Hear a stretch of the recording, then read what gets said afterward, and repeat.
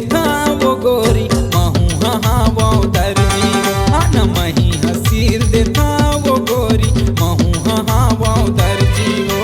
Centimetre millimetre नाप में लगाता हूँ, जे नहीं बने तेला मैं सील के दिखाता हूँ। भाई पागल कहलाता हूँ, मोर नाम विडी टोडर औ गाना गलो गाता हूँ। पूरा परफेक्ट बेबी फिक्स में हसील दूँ, थोड़ा से ढील दूँ साड़ी और का ब्लाउज गलो खिल दूँ।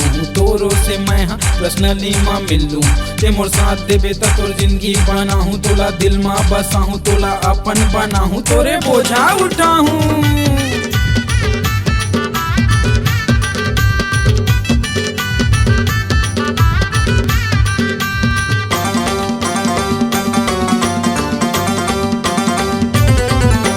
मटक मटक के चला था जैसे दिखा था बचता है औसम।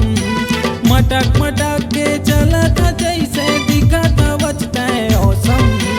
धीरे धीरे मोर से नैना मिलावा था, जाना था बंजी हाँ मन।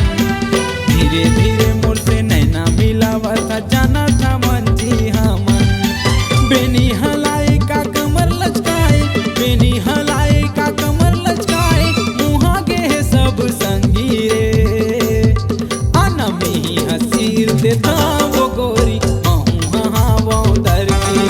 आना में ही हसीर देता वो गोरी महू हाँ वो दर्जी वो।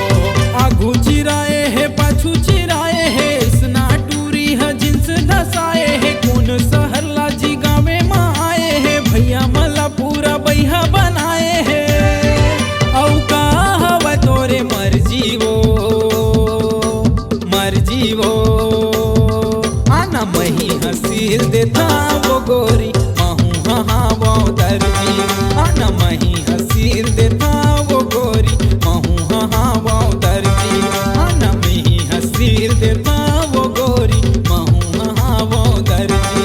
आना मही हसील देता वो रानी महू हाँ वो दर्जी।